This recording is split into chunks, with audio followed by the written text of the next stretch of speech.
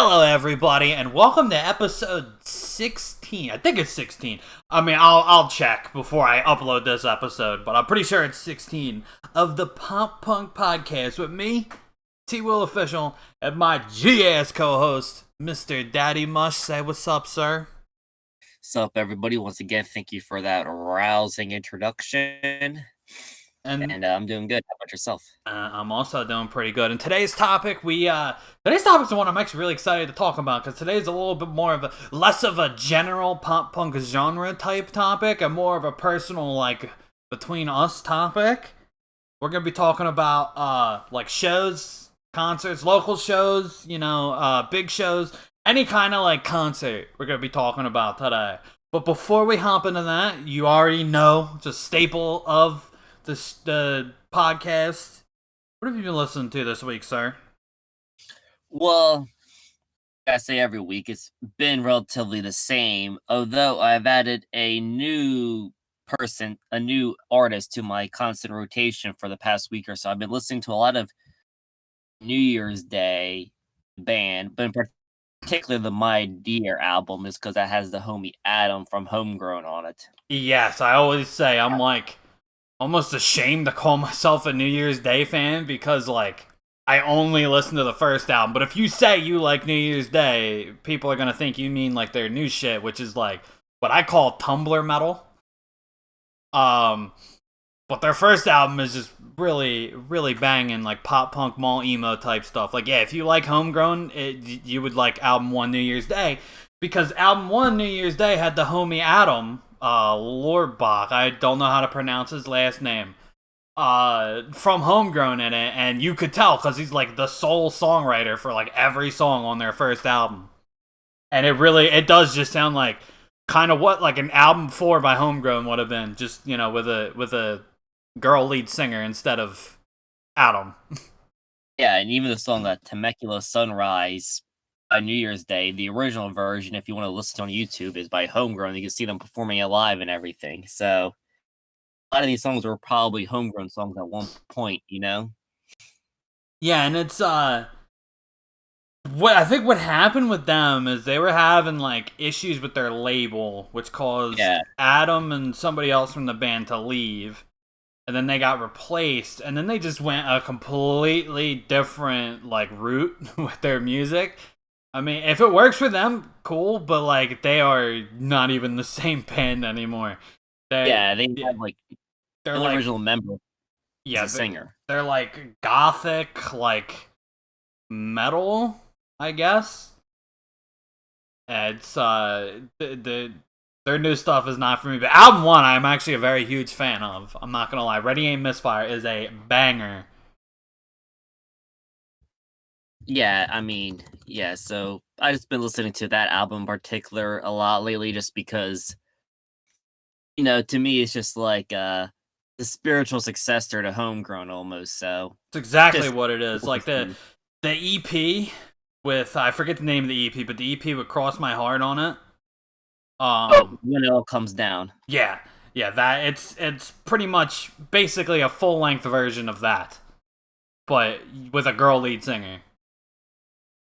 I'm quite a big fan, but yes, that's pretty much all I've been listening to lately. How about yourself? Yeah, I've been pretty much listening to the same. My same as last week, not same as in New Year's Day. Although I did throw them into one of my playlists while I was driving around last week, the Temecula Sunrise. I love that song. Yeah, that song might be my second favorite after Ready Aim Misfire. I'm a little biased for Ready Aim Misfire because that was in like Saints Row 1. Okay. So it just reminds me of like driving around, like killing other gang members. So that song. I love the disconnect because it's like this like sad, like mall emo-y, like pop punky type song set over just mass destruction. But the first Saints Row actually did have a pretty good soundtrack. But that is not the topic of this episode, so we're not going to get into that. Ready Aim Misfire would probably be my favorite New Year's Day song, and then Temecula Sunrise would probably be my second favorite. But yes, I've been pretty much listening to the same shit as I've been listening to last week. I think my on repeat top 5 is actually exactly the same give or take maybe like one or two songs. Um, my top five is still "Been Through Hell" by These Hearts, which is actually kind of weird because I don't feel like I've listened to that song a whole lot this week. But Yeah, I'm over my These Hearts face. these on repeat playlists take a little bit to update. "Carry On" by Better Luck Next Time, which is actually incredibly accurate. I've been listening to a lot of Better Luck Next Time this week. In particular, like their first album. "It's On Like Donkey Kong" by A Place in Time. "Lie to Me" by Less Than Jake, which I actually found out they have another song out now on their, like I guess off their upcoming album. And for those that are listening, we will be doing, when it comes out, we're waiting until it comes out, we will be doing an album review for Less Than Jake's album. It drops on December 11th. So I think we're planning to have that episode up on December 15th, which would be that Tuesday. I believe the 11th is a Friday. So we're going to record it sometime over that weekend and have it uploaded on the 15th for like that very next episode. So we will most likely be Less Than Jake album review coming. But yeah, so they actually have a new song off, I guess, their upcoming album. And I listened to that today. That's nowhere near my on repeat playlist because I just found out about it today. But it's all right. I forget the name of it right now. Hold on, let me consult the Spotify real quick. New album. Oh wait, that's just the "Lie to Me" single. Hold up. Yeah, it's called "Dear Me." It's all right. It's definitely not as good as "Lie to Me." "Lie to Me" is phenomenal, and "Dear Me," like it's all right. But "Lie to Me" is definitely my favorite of the two. But anyway, so to finish my top five, my number five is "You're Cute When You Scream" by Senses Fail.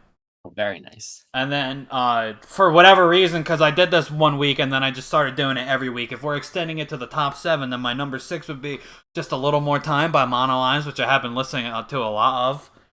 And "A Greater Foundation" by As I Lay Dying, which, I guess that does make sense. I haven't really been listening to it too much on its own, but I still usually put them in my playlists, because for those that don't know, I've said it many, many times in the podcast, but what I do is when I'm driving around, I'll make like a 60-song playlist for when I'm driving around during the week, and usually I do put that one in there, just to kind of like break up like all the pop punk in my playlist.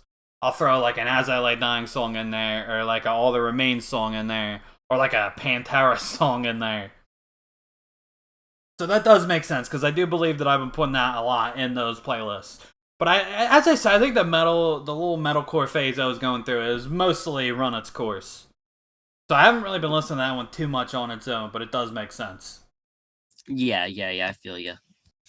And also some more, I guess, current news. I Call Fives, they broke up in 2014, but they are releasing a new one-off song that should be coming out relatively soon, so keep an eye out for that. Oh, very nice. I do enjoy I Call Fives. Yeah, so I thought that was just some cool little current news for people to, if they're listening and they didn't know about that they should be relatively excited for that, because I am, because I Call Fives, in my opinion, was one of the better of the early 10s, late 2000s pop punk. Yeah, I was just about to say, if anybody listening that doesn't know who they are, if you're a fan of the late 2000s, early 2010s sound, then you would like I Call Fives, because that's like exactly what they are. Definitely think they're one of the more better, if not the best, in my opinion. Maybe I'm a little bit biased because they're from 5 minutes from where we live, but I just generally think their music is just elite compared to their peers. Yeah, I mean, I do really enjoy the song 12 Credits Short. That song's a banger. They're all. I mean, that first EP by them, First Things First, is just underrated gem, a real classic gem for the local scene. I agree. Well, I think they're a little past the local scene now. Well, yeah, they graduated to that Warped Tour scene kid level just because, their debut was 13 on the Billboard Heat Seekers. Yeah, and they were good for them. Yeah, but then they broke up in 2014. But I'm excited just for that one-off song that they're going to be releasing soon, so keep an eye out for that. Yeah, I hope it's good. That seems to be the wave now. A lot of bands that have broken up, have kind of like reunited, not to like play music again, but just to like drop a song or two on like Spotify, iTunes, like all that shit. I know City Lights did that in like 2017 when they broke up, and I think also 2014. And then I know Blessed by a Broken Heart did that just actually like a month ago or like 2 months ago. And they've been broken up since I think also 2014. Man Overboard dropped a song like earlier in the year too, as well, even though they broke up, a number of years ago. Yeah, that just seems to be a new trend. And I mean, I guess it kind of fits in line with like how what I've been saying, how like it kind of does seem like singles are becoming the way and albums are kind of like losing steam just because like, like just the way music is now. And you know what? Like, I actually don't really think that's a bad thing because it's bringing back all these bands that have been broken up. Even if they're not like back together, and they're not like touring and shit, they're still like putting out new music on occasion. Yeah, so as a fan, it's good just to get a little taste of it, and it keeps it fresh too. You know what I mean? Exactly. Now I'm just waiting for better luck next time to do that. Even though they're not officially broken up, their Wikipedia does say, I believe, like 2005 to present, but their last album was in 2013, and I think their last show they played was like 2018. Yeah, they're essentially broken up. Yeah, but if they would drop a new song, I'd be so happy, because every single song that they put out that I have heard has been quality. And it's just a shame. Yeah, it is. Haven't got more recognition. I agree. It's criminal that they're not even really on like that Warped Tour scene level. They're kind of on like that Punchline level. They're not quite a local band, but they're not even really on like that Warped Tour level. A scene band where it's like even if you don't listen to the radio, if like you're still into Warped Tour and just like the Hot Topic bands, they're still like popular. Like they just kind of floundered in like they're like an elevated local band. If that makes any sense. They're in that terrible place of purgatory. They're too big to be playing local shows, but they're not big enough to really sustain themselves. Yeah, and it's a shame. But yeah, so I guess that does it for that. Yeah. Because I definitely want to hop into the main meat of today's topic, which is concerts. And I guess we'll kick it off with like our first shows that we've ever been to that we can remember at least. Do you remember your first ever show? Oh, I remember my first concert I ever been to. It was actually the first day of 5th grade. Oh, very nice. I went to, it was at at the time it was the Wachovia Center in Philly, but now it's known as the Wells Fargo because they keep, a new bank keeps buying it out. But it was it was 10, so give me some slack. It was Green Day. Okay. The opening act Jimmy Eat World. And Jimmy Eat World, you said? Yeah, they were the opening band. Okay, I was just making sure because your thing was like breaking up a little bit, so I was just making sure I heard it right. My apologies about that, but yeah, it was Green Day. That was September. I forget the exact date, but it was September of 2005. Though, because I remember it was the first day of 5th grade for me. I mean, hey, I'll forgive you because I'm pretty sure I saw Bon Jovi once when I was younger. So you know what? All is forgiven. Oh, thank you, sir. I'm glad that I can at least repent my sins with you. But what was your first concert? So my first concert was, I actually remember the exact day. It'd be October, I want to say 21st, 2005. It was Def Leppard. I was 10, and I was with my parents. I actually, dude, like, because like my mom in particular was very overprotective, I didn't really get to see a lot of shows until later on. So, that was actually, I think, my last show until, again, 2012. I saw Def Leppard again with my uncle. Because, like, my mom wouldn't let me go to, like, concerts unless I had, like, family members present, which kind of sucked. But, I know that feeling a bit. But I do, in Def Leppard is probably my favorite non-pop punk band, so it was still a really fun time. I still enjoyed it. They played like all my favorite songs, so I had a good time. And we were like, pretty sure we were in the pit, but I'm not sure. Was it at the Wells Fargo or was that the No, BB&T? it was at the Borgata in Atlantic City. Okay. I saw a concert there before. Yeah, and then the second time I saw him, it was Def Leppard and Poison, which is why I went with my uncle, because my uncle is a huge hair metal fan, and in particular, he loves Poison. So it was like a best of both worlds. I got to see Def Leppard, he got to see Poison. They were playing at the Revel in Atlantic City. Rest in peace to the Revel, because I'm pretty sure they shut down. Um, and then yeah, that was a good time. I felt kind of bad for him though, because Poison was a glorified opener. Like they acted like they were touring together, but like Poison played like a 9-song set. They like pretty much only played their hits, and then Def Leppard played like a 22-song set.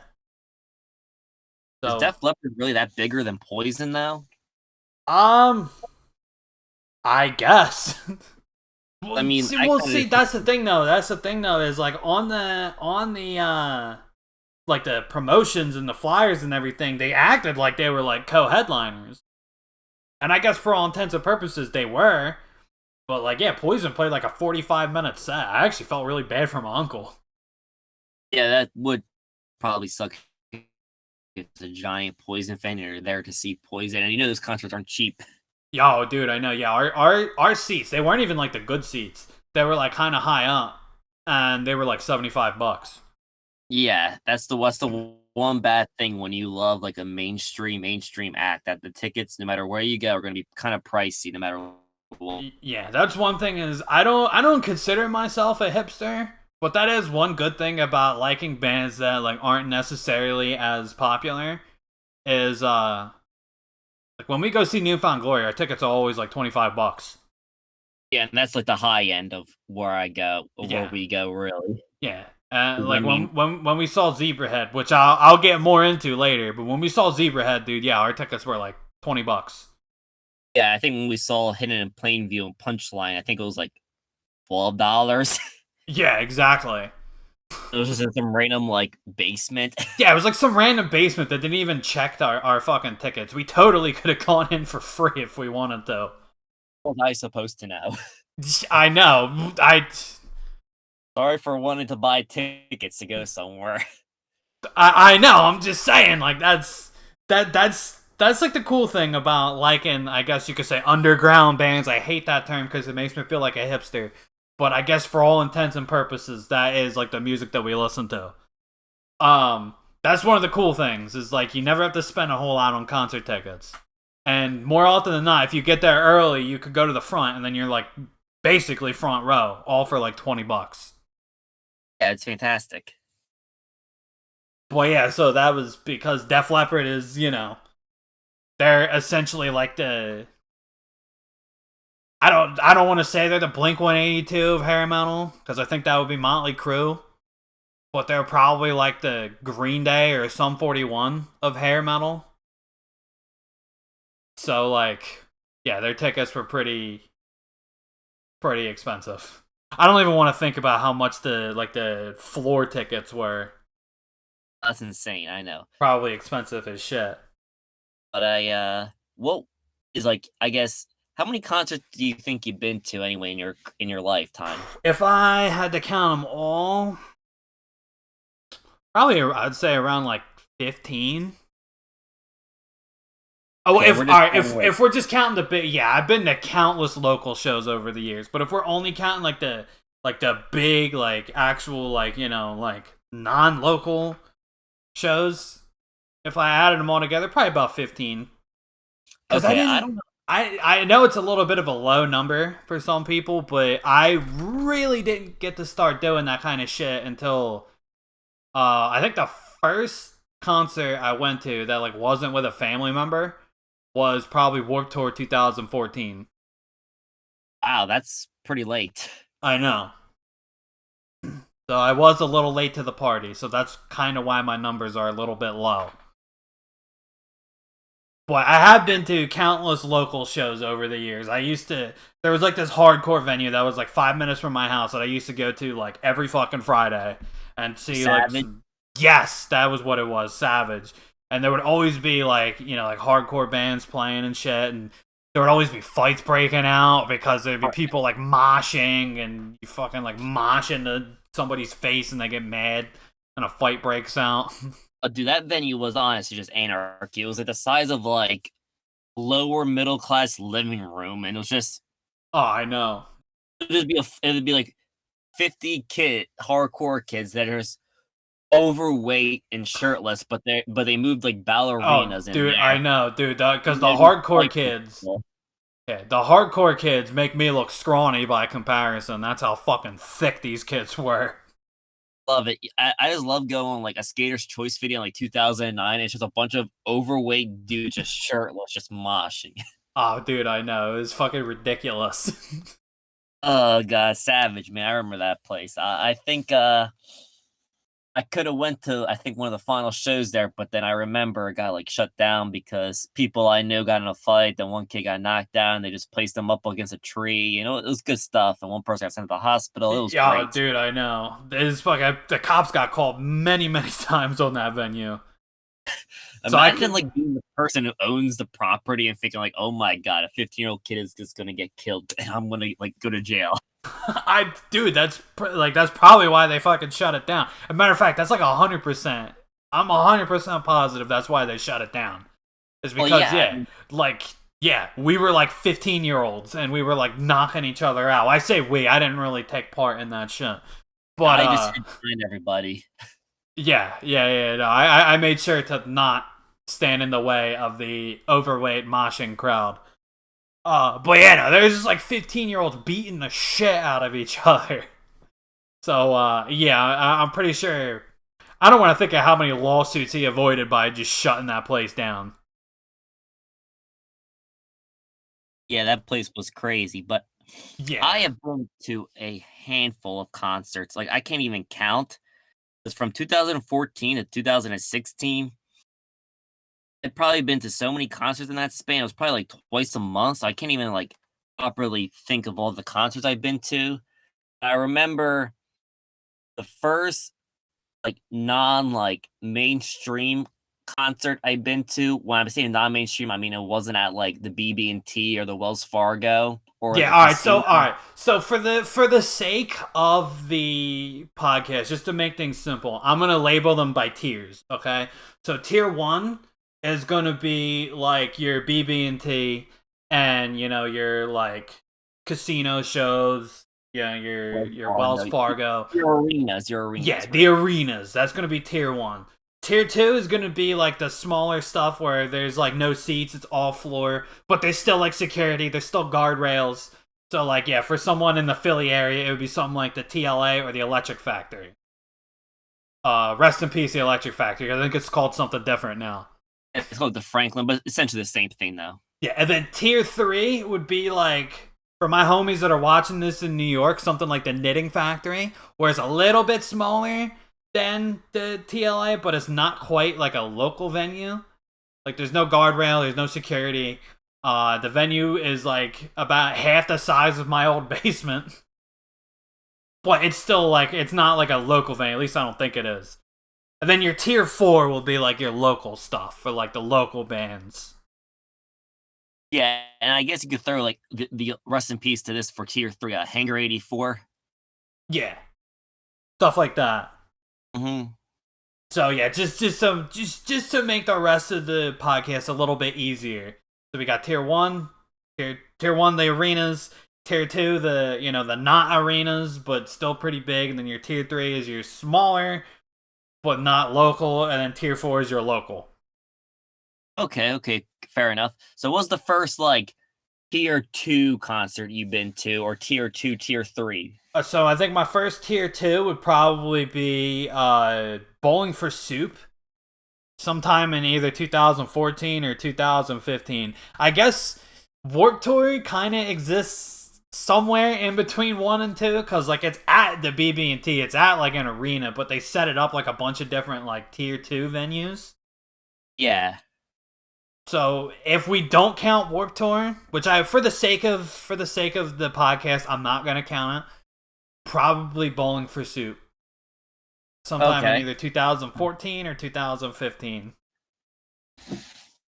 Okay. For me, I guess if you want to count this, because it was like a free concert at remember the Zoomies Couch Tour, like way back in the day in the mid 2000s?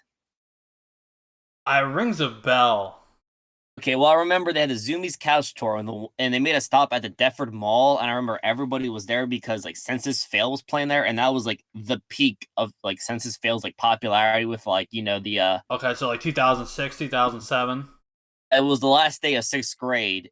It was there, and it was 2007 because that's when like Still Searching just dropped, and like it was crazy. And Pat, like I didn't even like Census Fail back then, which I'm upset that I didn't because I like know it kind of sucks when you like really get into a band after the fact, after you saw them, because it's like, damn, they really didn't get to enjoy that show. And at least I did. I I did actually I have a couple stories like that too, but I'm gonna let you finish first. Yeah, but 2007, it was the last day of sixth grade at the Deptford Mall, in New Jersey. So it was free. So like everybody was there. And also remember, like, yeah, Census Fails, and I wish I was really into them because I was into Midtown. I didn't, but since I was like 12, I didn't realize that Heath Saccarano of Midtown was the guitarist of Census Fail at the time. So I never Yeah, when you're really young, if you're not like balls deep obsessed in a band, you probably only know the lead singer, and you don't really know the rest of the members. yeah, it's like I think I got into Midtown like a month after I saw Census Fail. So I was just oblivious to the fact that Heath Saccarano was, who these people even were. And I didn't like, Census Fail back then because I was just pure pop punk, really. But also I guess that was the first like non tier one concert, but the first tier two concert I ever been to where I actually bought a ticket was 2010, where Okay. I saw it was February of 2010, and it was Newfound Glory's very first self-titled 10-year anniversary tour, and it was Newfound Glory with the three supporting bands being Saves the Day, Hello Goodbye, and Fireworks. Oh, I like all of them.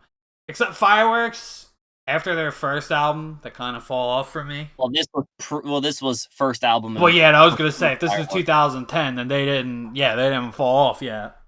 Yeah, so this was like peak Fireworks, and then you got Saves the Day. I mean, they were still like weird, but still played, You Vandal and through being cool and all that good stuff, and Stay What You Are most of the time. Yeah, that's why. Like, I think I would be wary to see a Saves the Day show now. I think I would. All I would want to hear from a Saves the Day show is I would just want to hear You Vandal, and I guess Shoulder to the Wheel. Just those songs off their like old albums, and I would be satisfied because I'm sure Chris Conley probably doesn't want to play that shit because he's all like, "Oh, that ain't what we're about anymore." Yeah, Saves the Day is weird. Like I'd only ever see Saves the Day if like an anniversary show where I knew what they were playing, or if they were just like an opening band and that's the cherry on top of a cool Sunday. You know what I mean? Like I was there to see Newfound Glory, but seeing Saves the Day there was awesome. Oh, the Saves the Yeah, Day band there. yeah, it's And like a then nice little surprise. Like when we saw, I want to say it was Newfound Glory, and I think Bayside was like the supporting act. oh yeah, Bayside and the movie Life. Yeah. Yeah, and it's like I probably wouldn't go just see a Bayside show just because they're not really on that level for me. I enjoy them, but they're not really on that level where I gotta see them. But like it was a nice little addition to the already pretty stacked lineup with Newfound and the movie Life, and then Bayside. Yeah, but I guess with Census Fail though, at least I did see Census Fail in the future for the 10-year anniversary of Let It Unfold You. So there is that. Just to make sure we heard you crystal clear because you did break up a little bit. You're talking about the 10-year anniversary for Let It Unfold You. Yeah, I did see Census Fail later for that show, so it made up for not really being into them when I was 12. I got you. That makes sense. Yeah, that's one thing I still need to see because my little story like that is I saw 4 Years Strong. Like I think three separate times before I was actually into them. Because I didn't get into 4 Years Strong until late. I'll be honest. I didn't get into them really until like 2008, 2018, I think. So I saw them at Warped Tour 2014, and then again at Warped Tour 2016, and then again when they were touring with Less Than Jake. And then I finally got into them, and I haven't seen them since. It's tragic. Yes, it is, because they are pretty baller. Yeah, I saw 4 Year Strong a few times. One time with you with Less Than Jake, which I completely forgot we saw that concert. So that's another concert I have to add to the list. And I also saw them at Warped Tour 2010 when I was at my peak 4 Year Strong fandom. I mean, I have a picture with them on my Facebook. It's like my first profile pic if you're ever interested in seeing that. Very nice. Yeah, 15-year-old Ed with 4 Year Strong in 2010. So that was, that was at the peak of my a big 40, I guess, or a strong, or whatever they call the fan base. Yeah, whatever their fandom is. Yeah, what was the most random concert you ever been to? Like where like you didn't plan on even going, or it's just or you didn't even like the people that are performing, but you just went. Probably, I saw Jawbreaker with Jimmy, and I'm not really into the whole like '90s, I guess you could say, like real emo, like in quotation marks, which is what Jawbreaker is. But Jimmy was like, "Yo, bro, I got a free ticket. If you don't go, it's just gonna be wasted." And I wasn't doing anything that night, so I was like, "All right, fuck it, I'll go." And I mean, I like their song "Boxcar," so they did play that, so that was nice. Well, it's funny that you mentioned Jimmy because every random concert that I ever like been to was the same story of Jimmy like had extra ticket. I'm just like, yeah, I guess I'll go, even though I have no interest in seeing these people, but I'll go just because it's free and I have nothing else to do on a Tuesday afternoon. Yeah, that's like exactly what it was. And I mean, for what it's worth, I had a good time because I just like going to shows. Yeah, and it's also kind of a different like dynamic because when you're going to see a band you don't really know. I mean, everybody's different, but I love jamming out to the songs that I love. So I'm like singing along and shit, and I get really thirsty before the show ends because I'm not buying their like $6 waters. So I'll always be like super thirsty by the end of the show. But because I wasn't really singing along, because I don't really listen to Jawbreaker, I was like completely fine by the end of it. Like I wasn't. I mean, I was a little thirsty just because it was a solid like 3-4 hours. I didn't have anything to drink, but like no more thirsty than usual. You know what I mean? Versus when we saw Zebrahead, dude, I don't know if you remember this, but I remember this. We went to that little convenience store, like on the corner after the show, and I bought like two like I think liter bottles, like 2 1-liter bottles of like Dasani. And I think I chugged the first one like immediately, and then I had the second one for the whole ride home. Yeah, I think I do remember that vaguely now. But yeah, like with the two, like I saw 3 random bands in concert. The first one was my second concert I ever been to. Okay, which would be 7. I saw 311 at the Borgata with my brother. Okay, well, just to clarify, because again, I guess we're just having some technical difficulties today. Just to clarify, you said 2007, 311 with your brother. Yeah, the 311 at the Borgata. Okay, I mean, hey, I enjoy 311. I mean, it's just random because it's 311 for God's sake. And then the 2 other random concerts I had been to that I had no real plan or desire to really go, but it was also Mr. James had an extra ticket to see Adam Devine and the goddamn band, and it's like the most like hipstery indie garbage I could think of. Wait, Adam, like Workaholics, Adam? No, it's just as I think it's like Adam Devine. Adam. Let me look up the actual name real quick. Because I was gonna say Adam Devine or Adam Devine. I don't know how you pronounce it. Kevin Devine. Okay, all right. Because I was gonna say because I'm pretty sure Adam from Workaholics is actually like a pop punk fan. So like if he was in a band, I think I would actually probably enjoy it. Oh, it was Kevin Devine. My bad. Okay. But yeah, I mean his genres on Wikipedia is indie rock, folk rock, acoustic, alternative rock. So yeah, that was. I mean, he had extra tickets, so I would just went just because, but it was definitely not up my cup of tea. The other time was random with him was saw Young Lean. Oh, to be a fly on that wall. I'm just standing there like, what the hell is this? And it's just like I decided to, because it was a hip hop concert, so I decided to, go get all urban on them. So I wore my Shaq jersey with some bling, and yeah, it was just a bunch of hipsters. Very nice. Yeah, so I wanted to And fit in. that Basketball. wasn't your only hip hop concert, because I do remember we saw Lil Wayne. I mean, it was because he was opening for Blink, but nonetheless, we saw Lil Wayne. Oh yeah, that is true. But yeah, I mean, I kind of forgot about seeing Wheezy F Baby, but yeah, but that was just a Young Lean. That was definitely interesting. So those are the three most random concerts I've been to.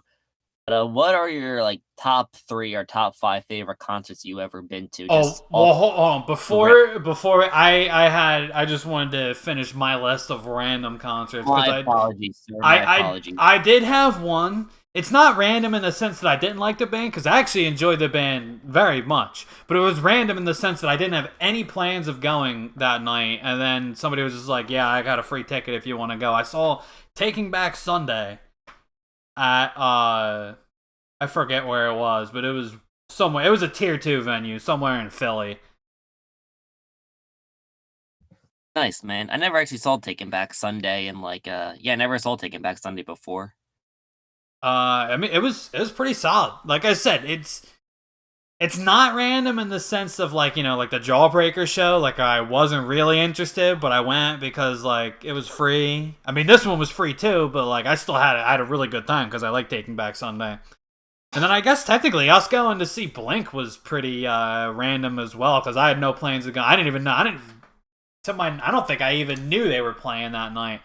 And then I think you texted me like midstream. You were like, "Well, I was late for work, so I ended up not going." I was like, "LOL." And you were like, "Do you want to go see Blink tonight?" I was like, "Okay." Yeah, I mean, yeah, just because I got stuck in traffic on my way to work, so that's why we saw Blink. Yeah, for those that don't know, with his job, if he's late, it's actually better to just take off. He gets in less trouble. You get in the same you get the same punishment. Yeah. Yeah, you get You the get exact same punishment for 1 lateness or 2 absences. Yeah, so obviously, me being a sane human being, I'd rather just take an extra weekend in the middle of the work week and then be late and get pissed off. Exactly. So I saw Blink 182 instead of going to work. So that's good. Yeah, exactly. So I guess that one wasn't a free ticket. I did still pay for my ticket, but it was random because I had no intention of, like I said, I didn't even know it was existing until you called me. Yeah, I just said, yeah, why the hell not? I mean, I don't want to just sit at home and do nothing. I mean, I feel like if I'm going to call out, I might as well do something fun. Exactly. But yeah, so what was the best concert? Like your top 3 or top 5 favorite concerts you've been to? All right, so for the top 3, I'll definitely have to put some thought into that. But for the top 1, I can definitely say would have to be Zebrahead and Patent Pending, because that was like a tier 3 venue.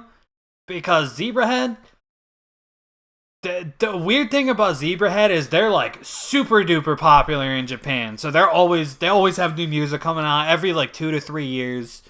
I mean, they changed their sound a little bit, but up until like 2015, they like didn't change their sound pretty much at all, really.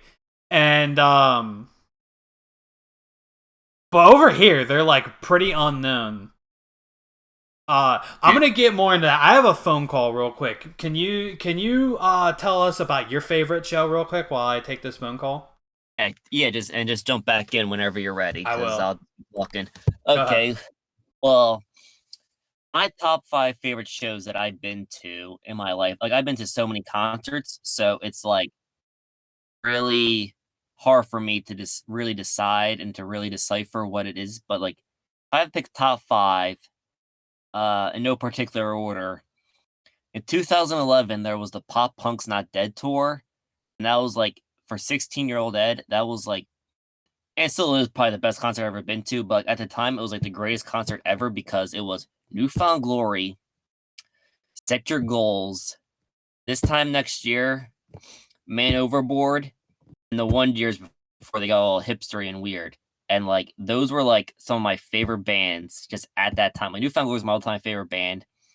For a solid like 2 years, the Wonder Years were one of my favorites just because I liked the upsides a lot and get stoked on it and that EP.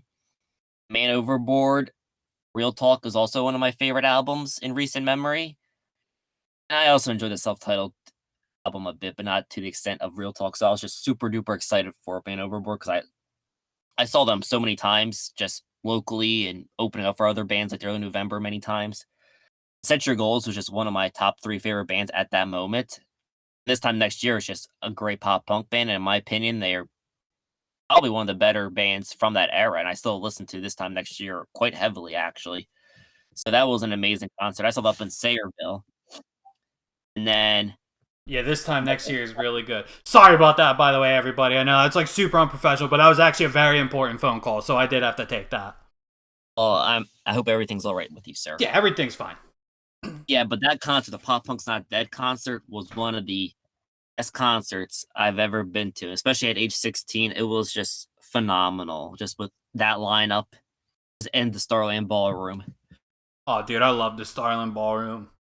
Yeah, well, I just at the IHOP mostly. I know, I love that. I was gonna say something, but I didn't know if you did when I was on the phone. So for those that don't know, at the Starland Ballroom, they have like, you know, like ads for shows coming up. Like at the Starland Ballroom before, you know, the band plays. And one of the things that they show isn't like an ad for a show coming up, but it's an ad for IHOP.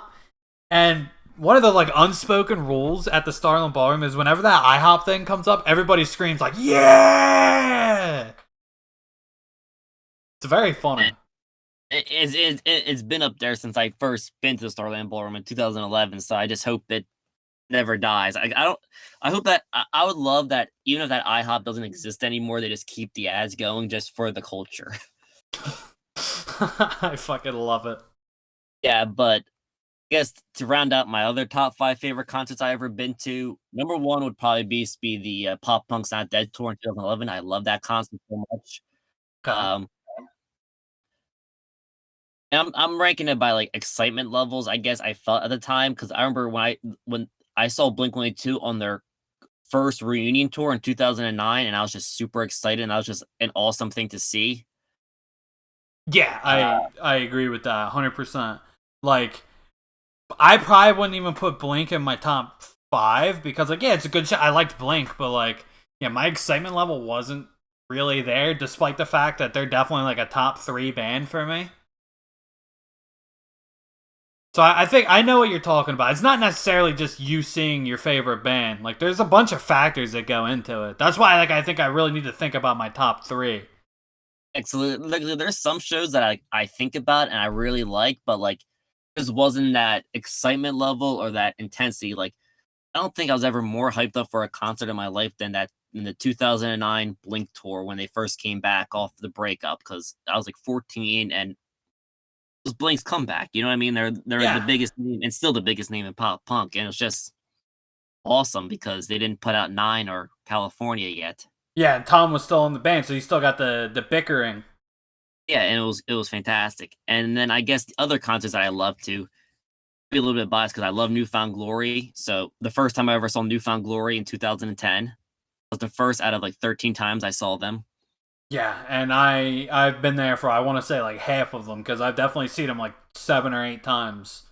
Yeah, all but I think one of them were with you. The other one was with Tyler.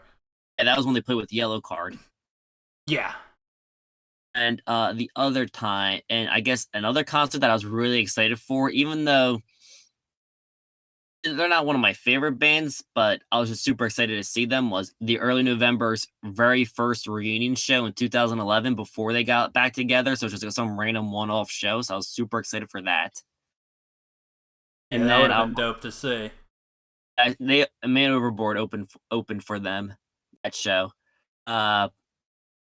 what else did I see that I was excited for? Zebrahead was awesome just because for so many other factors. Oh yeah, and I will be talking about that in a few seconds. I want Yeah. Ed to, I don't want to cut Ed off.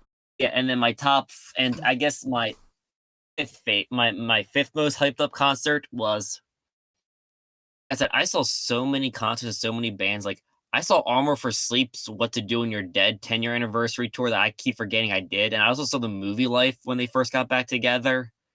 So I mean, it's so hard to think because I'm trying to think of like, yeah, I was excited for Armor for Sleep and Movie Life, but like I don't know, maybe when I don't know, but I'll just keep it at the top four, and the fifth is just Armor for Sleep slash the Movie Life slash any of the other 13 times I saw Newfound. So, what about yours? So obviously, as I was saying before I got that phone call, my favorite would definitely was when we saw Zebrahead and Patent Pending. And it's kind of like what you said with the excitement levels, because I don't know if I'd necessarily call Zebrahead my favorite band. They're definitely up there, but like especially nowadays after they kind of like went into like thrash metal, I don't know if I'd necessarily call them one of my favorite bands. But like just the excitement level, like it was all the way in New York. It was a tier 3 venue. It was at the Knitting Factory in New York, in Brooklyn. Um and there's no guardrail. It was just so energetic. Like both of the bands there were super fucking energetic. Patent Pending and Zebrahead. And Patent Pending is another band that I really enjoy. Um but my favorite, I think the thing that elevated it to like favorite show territory would have to be when like everybody jumped on stage when they played Back to Normal and just started singing along. I still have footage of that on one of my older phones. I don't know where that phone is, but if I find that phone, I find the footage. And that was honestly just like a super magical moment, and like when like you have a feeling where you're just like in the moment and you're just pure euphoria. Yeah, that That was was one that of was those me moments. hopping on stage during Back to Normal. Like Oh, that and was just that's another thing is it was an early years show, so like I didn't have to worry about them playing like the metal stuff. At the time, they only had one metal album, and that metal album actually was pretty tame compared to some of the stuff they put out afterwards. that was the Get Nice album, right? No, that was Walk the Plank, Okay, which Walk the Plank was already out by then. yeah, so Walk the Plank was out. But actually, okay, so I was wrong. There was only Walk the Plank and then Brain Invaders. But Brain Invaders wasn't out yet, so I didn't have to worry about them playing like any thrash metal.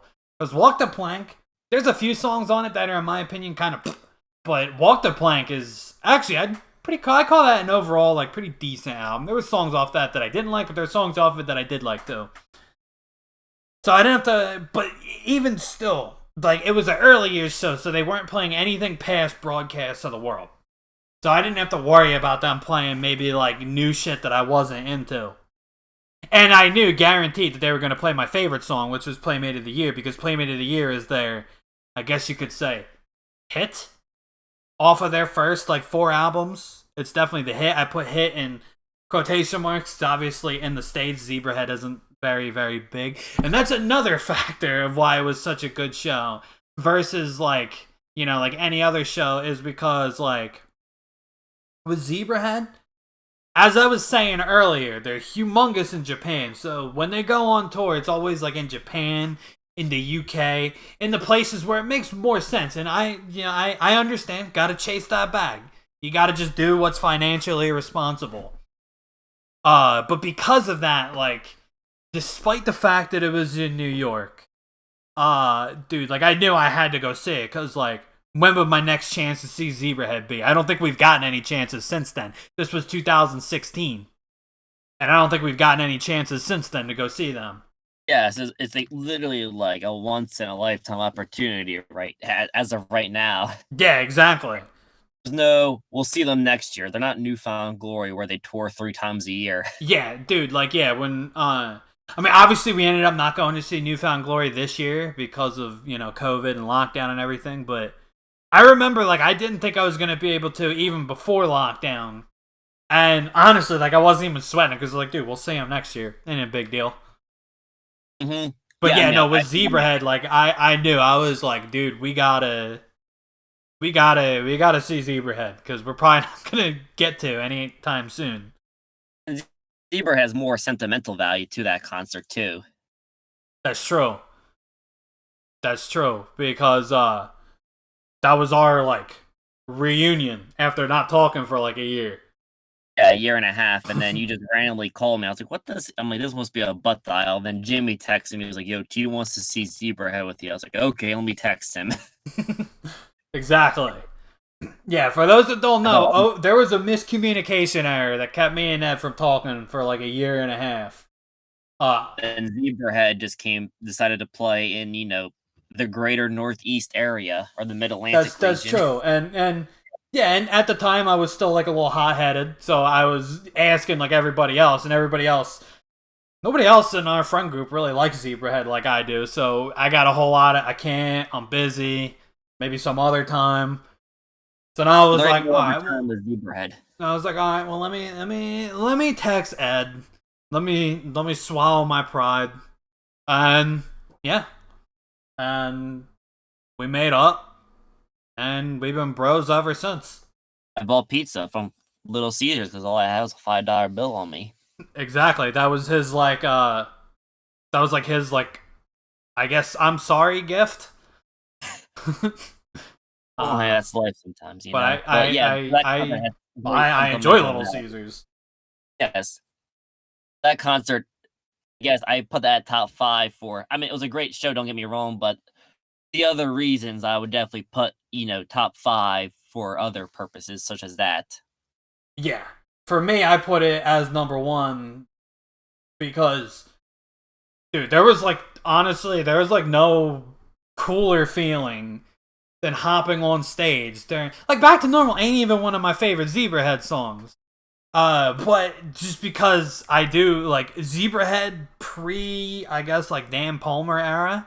No disrespect to Dan as a person, but he definitely brought in a metal influence that I'm not very crazy about. Although I will say, and I don't want to get sidetracked too much, but I will say they do have like the hardcore side project now. So I do have hope for the next Zebrahead album because maybe they're getting all their metal out on the side project. But we'll see. But I don't want to get too sidetracked. Um, Zebrahead pre Dan Palmer era, it definitely is a top 3 band for me. So even like a more like middle tier song like Back to Normal is still fucking hyped to jump on stage for. Like literally, I was like right next to fucking Maddie, their vocalist, and it was just it was unreal. So that's definitely my number 1. Number 2, I would have to think. I really don't know. Maybe Warp Tour 2016, which I know that might be cheating a little bit because it's Warp Tour. But I remember Warp Tour 2016 was like a repeat of Warp Tour 2014. But I knew like a lot more bands by then in 2016. So like I was able to jam out more. Like I think like there was still like Less Than Jake, there was still Bowling for Soup, there was still um who else is I can't remember who else is playing 2000. There's still 4 Years Strong, who I still wasn't into at the time. There was still Parkway Drive, which I guess to date that makes Parkway Drive still the only I think metalcore act I've seen live. So I guess that's cheating, but I did have a lot of fun in 2016. And then my number 3, I would have to think. I really don't know. Yeah, I don't want to hold up the podcast with too much dead air. So Yeah, but hold up. I'll say one thing. I know what my top 5 is. I rounded it out okay. when I saw Enter Shikari live, and that was one of the craziest concerts I've ever been to in my life. Oh, dude, I bet that must have been fucking wild. Like you were dancing, you were moshing. There was the bass player, Chris, I think that's his name, just went into the middle of the crowd and made everybody do a circle pit, do a circle pit around him. It was just insanity. It was complete anarchy there, and I I would bet, just because it's Enter Shikari, that must have been fucking ridiculous, but like ridiculous in a good way.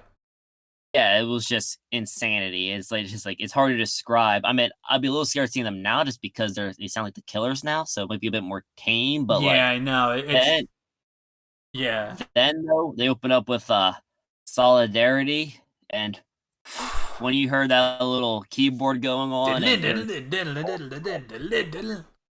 then when that guitar kicked in and all the lights were going crazy, it just turned into mayhem.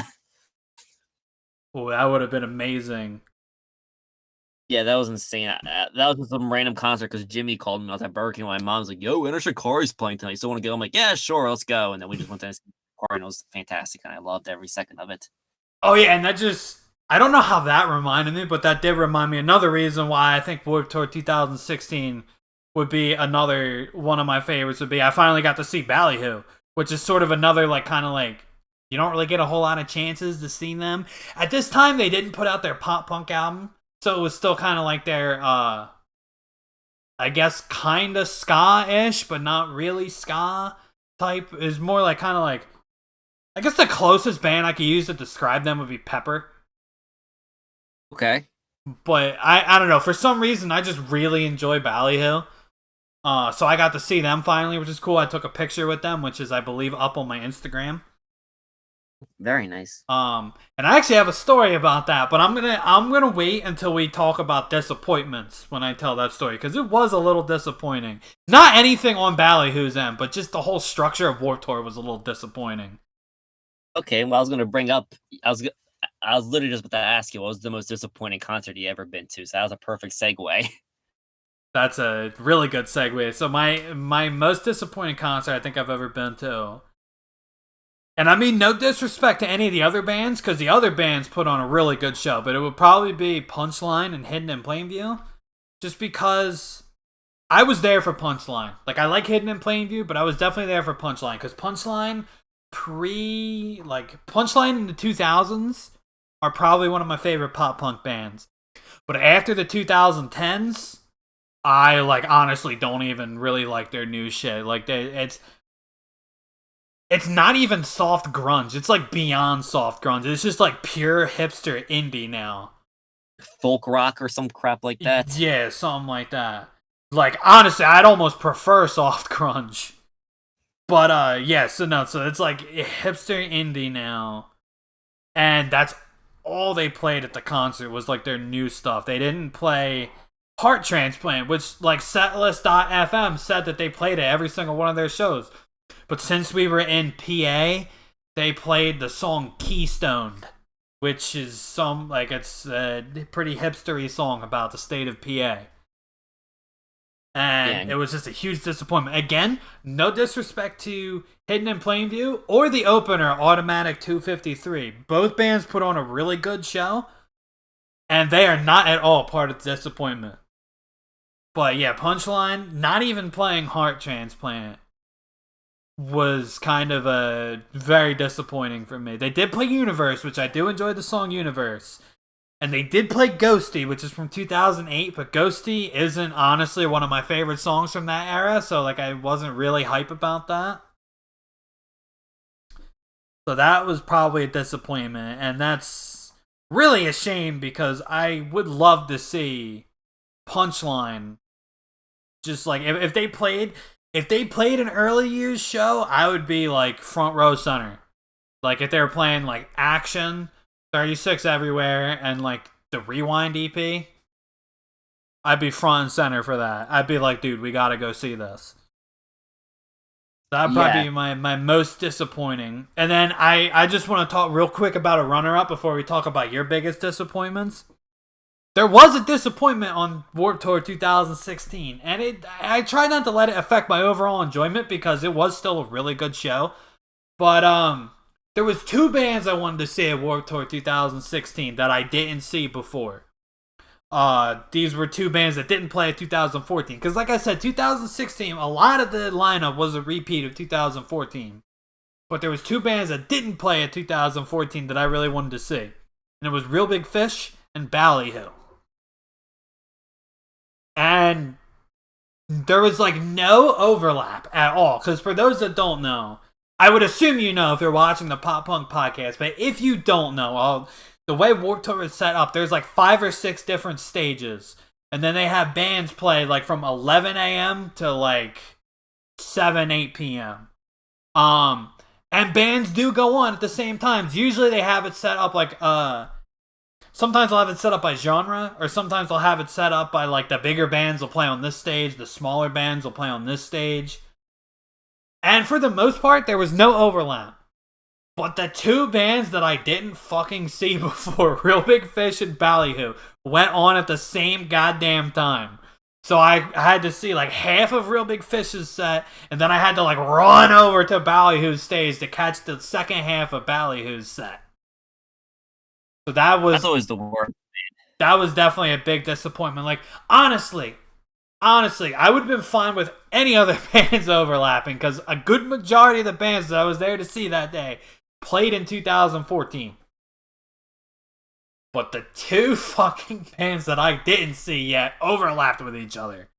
And I was a little disappointed about that. Again, no fault of Real Big Fish, no fault of Ballyhoo, so I am not disappointed in them. Matter of fact, I would say they both put on really good shows. I was just the overall structure of Warped Tour. Which, that reminds me of another runner-up. That I'll let you talk in just a second, but that reminds me of another Warped Tour disappointment. 2014, I was there mainly to see Bowling for Soup. So, you know, you go in at 11, and it takes a little bit to go through security and everything, so we didn't really get in there until about 11:30. Well, we're sitting in line, going through security or whatever, and I hear Almost playing faintly in the background. I'm like, wait, oh, fuck, dude, is that Almost? Is that Bowling for Soup? Are they playing right now? And my one friend sitting there, he's like, nah, dude, they wouldn't have bands go on this early. It's probably just like, you know, it's probably just the loudspeakers. I'm like, yeah, you're right. So we're going through, we're like still going through security, you know, it's taking its time. Almost stops playing, and I start hearing High School Never Ends. I'm like, wait, dude, why are they playing 2 Bowling for Soup songs in a row? That doesn't make sense. And I'm like getting nervous. I'm getting real nervous. So we go to security. We get inside. There's like the big blow up thing that shows you all the bands that are playing. 11:05, Bowling for Soup. So we missed probably like 3 songs of their set, which again was really disappointing to me, because that was my first time seeing Bowling for Soup since, like I said, you know, I was pretty sheltered when it came to concerts and stuff growing up. So that was my first time seeing a lot of the bands that I wanted to see. And I missed their first like 3 songs. But it was okay though, because eventually we got to talk to Bowling for Soup later after the show, and they were saying like, yeah, apparently the lineup is completely random, which sucks. You could be playing like 3 p.m. one day, and then you can be the opener another day. And so that was pretty much all my disappointments. Everything else, I would say, for the most part, has been pretty solid. But I think that would be my 3 biggest disappointments. The biggest of which probably being Punchline. And the other biggest being, again, no fault of Bowling for Soup, or Real Big Fish, or Ballyhoo. Just disappointments on behalf of the structure of Warped Tour. Yeah. Sorry about just hijacking that, but it just kept coming back to me. Like, you know, just like unlocked memories as I was ranting. But yes. Yeah, so that would be my biggest disappointments. Now the floor is yours, sir. Okay. Well, with the whole Punchline and Hidden Plainview thing, that concert wasn't a disappointment to me because unlike you, I mean, I like Punchline. I mean, and they were very, very disappointing because I felt really bad for you. But I was mostly there for Hidden and Plainview because, you know, I'm a big Drive-Thru Records kind of guy. But most disappointing concert to me, I think you know what it is already. Oh, I know exactly what, and it's a disappointment to me. I kind of forgot about it when I was talking about it, but that's definitely, that might be my number 2. The last concert we've been to, at least me, I think you, the last concert you attended to as well, right? Yeah, I don't think I've been to anything since then. It is the Starting Line's holiday show in December of 2019. Yep, I remember that. That was pretty disappointing because they played They did play Greg's Last Day, which was cool, but they really didn't play. They mainly played songs off their second and third albums, which anybody that watches the podcast knows that we're both pretty opinionated about Starting Line. Both ways. Because their first EP and their first full length, some of the finest in the genre. But then their second and third EPs, or their second and third full lengths, my apologies, some of the worst, in my opinion. I wouldn't even really call their third one in particular, I wouldn't even really call it a part of the genre, but you know it's going to get that pop punk classification on Wikipedia because it's the Starting Line. Yeah. So, I mean, that was just upsetting because, I mean, at least they played Greg's Last Day. I was happy. I was ready to. They played Left Coast Envy, which is another one of my personal favorites by them. So they played that stuff back to back. So I was ready to be like, okay, guys, I'll see ya. Dude, oh, that reminds me of another Warped Tour story that I'm going to tell you, but I'm going to let you finish first. I mean, it's really about it. I mean, that was one of the few times where I was just like, dang, this was kind of upsetting. Because, you know, I love the Starting Line, but it's mostly say it like you mean it and with hopes of starting over. And yeah, you know, I just wanted to get the Starting Line off like my checklist of bands that I want to see. You know what I mean? Because they've been playing these holiday shows like, you know, like every year for the last 10 years, and for whatever reason I haven't gone to one. So I'm just happy that I finally kind of checked them off my list, just so I can finally, you know, move forward with it and just wait for a anniversary show of Say Like You Mean It, hopefully like 2 years. You know what I mean? Yeah, I understand.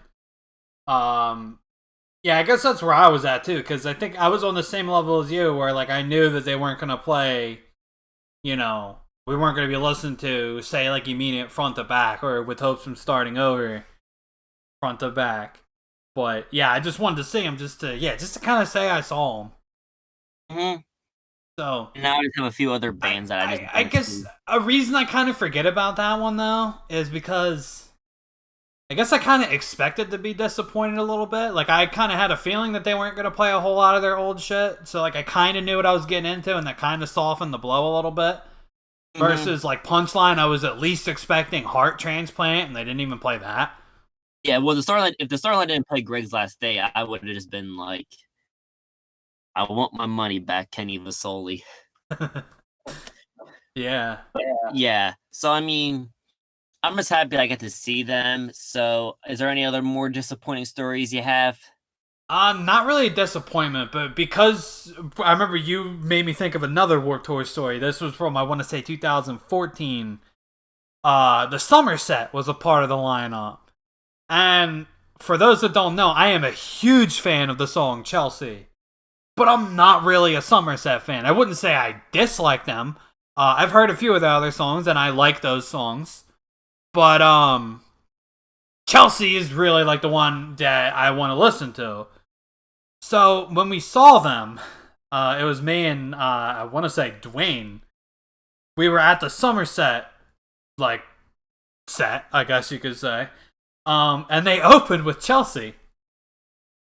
So that was cool. But like I said, I'm not really into the Somerset like that, so I don't really know any of their other songs. So after Chelsea, I just kind of dipped. And I went to go. I went to go to a different stage. That is the one good thing about Warped Tour. There is always something to watch or just something to do. Yeah, exactly. So like, I guess I didn't really see the Somerset, but I got to see them play Chelsea, which was good enough for me. And I believe they played another song that, according to Setlist.fm, was, I believe, Fuck You Over, which is actually... I've since gone back and listened to it, and that one's also in my playlist. Like, my big playlist. So, that's just a funny story I thought of. Since you were talking about if they didn't play Greg's Last Day, would have just, like, left early. Yeah. So, I guess, what are any bands that you want to see before, you know, the inevitable end, I guess? Just not to sound morbid, what were some bands that you really want to see? Not to sound dark. Holy shit. Fucking darkest I don't episode of know the how podcast yet. Hey man, I Ah, was listening to a lot of Mall emo lately. What can I say? that's a really good question. Hey, I would like to see Census Fail because I don't believe that I've seen them yet. Okay. Um, let's see. If Better Luck Next Time ever does a show by us, we're going. And the greater Mid Atlantic region, even if it's like Yeah. a Yeah, fair they're on drive. that like Zebrahead level. I'd be willing to go to like New York or Delaware or whatever to go see them. Delaware's not that far. I mean, I drive to Delaware all the time for minor league baseball games. So better luck next time is My point is, I'd be willing to go out of state, not counting Pennsylvania, because we go out of state technically every time we go to Philly. yeah. But my point is, I'd be willing to go to out of state to see them.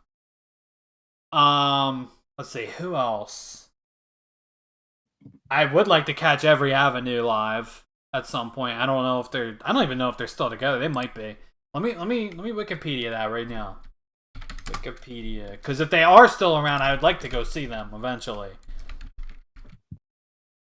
Every Avenue. Okay, no, they are not around, but it says hiatus. It says 2003 to 2012, and then in parentheses hiatus, and then comma 2018. I guess I'd like to see Atreyu, but I mean, I don't really know how I think they're on that Save the Day level where like I think they have more like bad music now than good music, or maybe not more bad music than good music, but like their new sound is completely different from the old sound. But since it's their new sound, I expect that to be what they play a lot of at shows. And then, there's a bunch of heavy bands, because like I said, I think the only heavy band to date that I've seen live was Parkway Drive. So, Okay. like As I Lay Dying, All That Remains, Killswitch Engage, Atreyu, but I just mentioned them. I'd like to see a whole bunch of heavy shit live. And yeah, and probably more that I can't think of at the moment that I'll probably be looking at my Spotify songs later and be like, oh, I forgot to mention these guys. Yeah, that happens every time on these podcasts. Like it'll be like as soon as we get done, I'm like, kind of brought these guys up. But I guess before, I would like to kind of finish off like my drive-through collection per se. The only two bands that are really left on that drive-through, three bands that are left on that drive-through, I guess, collection that I need to see is Midtown, who they did a couple one-off shows at like a Bamboozle Festival up in East Rutherford, and I regret not seeing that. I would like to see Alistair, but the problem with Alistair is like your problem with Zebrahead. They either play in Chicago, their hometown, or they're playing in Japan. Yeah. So I would like to Yeah. see Alistair. And Even I'm gonna have to do a trip to Japan just to see Alistair, honestly, because that takes two birds with one stone. It actually, truth be told, it kind of confuses me why Zebrahead played in New York, because you would think especially in early years, like celebration type show, you would think they would do that in California, like their home state. Yeah, but New York City, I guess it's kind of hard not to. I mean, it's the most populous city in the country, so Yeah. I guess if there's going to be fans everywhere in the country, I guess it's best to go where the most populated part of the country is. True. I guess I would like to see Punchline again, but it would have to be like a action, like 20th anniversary type deal, where they're playing like front to back action. That's it. But but I do want to see Punchline when it's like guaranteed that they're gonna play their old shit. Yeah, I feel you. And then I guess my last of these drive-through bands I want to see, and I don't think this is so far-fetched, so I don't think we'll ever see this happening, but I would like to see Homegrown at least one time. Yeah. The worst part about Homegrown is that John Tran, the vocalist, teased us in 2015, and nothing came from that post ever since. Because I remember he posted an Instagram story with him and the three other band members, Adam, Aaron, and I think the other guy's name's Dan. And he said, best years of my life spent with these dudes, hashtag Homegrown Reunion 2015. And like all these news media like Homegrown's reunion, but it hasn't been since that post. So I don't think we're ever going to get a Homegrown reunion. Yeah, and that reminds me, if we're talking about shit that's unlikely, but shit that I would still like to see, I would like to see Jank 1000. Yeah, I mean, that would just be completely insane. Yeah, because for those that don't know, Maddie, the current lead vocalist of Zebrahead, that was his pop punk band before he was in Zebrahead. And I almost want to say that I like it better because it's just pure, like, fast, crazy pop punk. I really enjoy it. And kind of like Homegrown, they like were teasing reunions that never happen. Yeah, Jink 1000 is it's like every time around Christmas time they always tease something, but it ain't not happening. But yeah, no. So if we're on the topic of unlikely shit that I would like to see, I would like to see Jank 1000 play. I mean, and there's so many other bands that I haven't seen that I would love to see, but I just want to keep it simple because I can go on for much longer about And I'm sure that there's plenty of bands that I'm forgetting right now. Yeah, like Rufio and yeah, exactly. Because like I said, my concert count is very low. Overall, it's about like 15, and like half of them is Newfound Glory with you. So yeah, there's plenty of bands. I would like to see Ballyhoo, like just Ballyhoo, just live, as in more than like 3 songs. Yeah, so I would like to see just so many other bands, but I kind of just want to complete like my drive-through list because I seen the movie Life, I seen the early November, the storyline. I saw Census Fail, Hidden in Plain View, so I just kind of want to complete that drive-through, I guess as I call it. You know what I mean? That makes sense. Yeah, just so I can be like, I saw all these bands. So, 15-year-old Ed who's watching his Drive-Through Records Volume 1 and 2 collection on repeat would be proud of himself for finally, doing it. Makes sense. And one more I remember before we stop talking about this. I would also like to see Billy Idol live at some point because I've never seen him live. Yeah, I'm sure he'll, come around eventually. And I'm sure it wouldn't be a very pop punk filled show because that's not what made him popular. But I am sure that we'd at least get to hear Dancing with Myself. Of course, I'll probably be the closer or the second to last closer. Probably. Yeah, but yeah. So I mean, that's all I really got for bands that I want to see. So I mean, is there anything else you want to talk about? I mean, I think we pretty much talked about everything. I guess one more thing I would like to discuss real quick is what's the best local show you've been to? That's a good question because I've been to so many. That's a really good question. Probably Brad's last show. I say that in finger quotes because I know he still does them, just like not as much. Which was actually the day after we saw Zebrahead. I remember it was like all bands that have all played like Brad shows before, and it was just like one giant send off. It was like an all day thing. It was from like I think like noon to like 9 p.m. It was like the Warped Tour of local shows. I miss Brad Boozle. That was a fun year. Brad Boozle from noon to 9, man. That was awesome. Yeah, it was just a giant. That's basically what it was. It was like a final Brad Boozle. Yeah. I guess for me though, and again, real quick, just to bring everybody on the podcast up to speed, because I'm sure we have listeners outside of the South Jersey area. Brad was a local show like planner that would book like all these local shows, and they were always like pop punk and like hardcore. So if you were into pop punk or like hardcore, like that was you would go to Brad's shows. Pretty sure his name on Facebook is Brad's Shows. Yeah, it's just Brad's Shows, yeah. Like, it's not even like a page. It's like a personal Facebook, but his name on there is Brad's as his first name, and then Shows as his last. Yeah, that was a that was the life, man, when Brad was rolling the scene. But I guess the best local show for me is these are like before all these bands became like Warped Tour big, I would say that it was in Pittman, New Jersey, which is in Gloucester County, and it was in a place called like the Wounded Healer or the Wounded Therapy. It was like some rehab place, but it was like in the upstairs they had like random shows. So it was I Call Fives, With the Punches, Major League, and they're like the opening band, and like Such Gold. And it was like the size of like a living room in this attic of this rehab, and it was just insanity. Yeah, those are all good bands.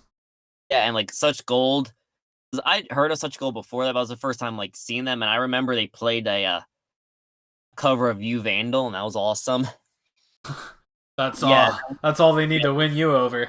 yeah, it sounds like May of like no, that was September. No, September 10th, 2010. I remember that day. Yeah, because me and a couple of the boys were watching 9/11 documentaries before we went.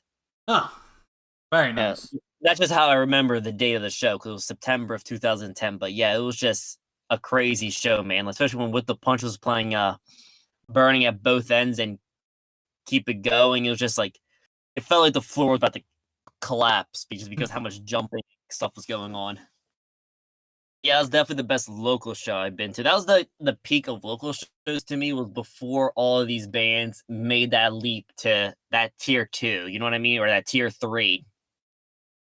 Yeah, I know. I know what you're saying. Like because that's just what the local shows were, and as a as a fan, local shows are always going to be better than like the big arena shows because it's more intimate, more fun. Yeah, and they're also like $5. As a business person, I can honestly, I obviously understand why any band would want to get to a tier 1. But as a fan, obviously, yeah, the tier 3 and the tier 4 is like they're the best shows to go to. Yeah, I mean, you're seeing these bands that are great that are work for 2 years in the future. You're seeing like Man Overboard, Major League, I Call Fives, and With the Punches, and like Such Gold, just in this tiny compact like upstairs of this rehab facility for $5. It just was really intimate, and you could talk to everybody, and you're not like so starstruck. There's no line to meet them. You just BS with them. You talk to them. It's just cool stuff. Exactly. And that was the peak of 100%. local shows, just before that bubble burst, and they all kind of extended, and rightfully so, because all those bands are very good. Yeah, it makes sense that they would make it to the next level. Yeah, because the One Years made it that level because that was the first of those group of bands to ascend. I remember in 2000, like Get Stoked On It, they were playing shows with I Call Fives and The Story So Far in these dingy little basements, and then the One Years obviously broke out with the upsides and shit. But yeah, that was definitely the peak of local shows in my opinion. Was that 2-year stretch? Yeah, I was just that whole time frame in general was a good time to be like a fan of local shows. Mm-hmm. Just because, yeah, it had all those bands, it had all like the hardcore bands and shit too. Like it was just it was a really good time. The scene because it's just $5 and you can get killed in a living room. Exactly. Well, yeah. So I think that's it for me. If you have anything else you wanted to talk about, I made my peace with shows and concerts, and I really touched upon everything I wanted to touch upon on. yeah. And as always, I'm sure there's something I'm forgetting. I'm sure I'm gonna be listening to Spotify later and be like, "Fuck, I forgot to talk about these guys." But yeah, as of right now, on the fly, that's pretty much everything I wanted to talk about. So, so thank you everybody that's listening. Be sure to like and subscribe if you enjoy the content. Every Tuesday at noon we put up a new episode. Give or take. We just got back from not this week, but last week we just got back from a 2-week break. And yeah, we got lots of good content coming up. I was showing Mr. Daddy Mush an outline of all like the content ideas for like pretty much the rest of the year, and we got some good shit coming up. So in the meantime, thank you guys so much for watching. I will catch you guys next Tuesday at noon, and peace. See ya. Bye bye.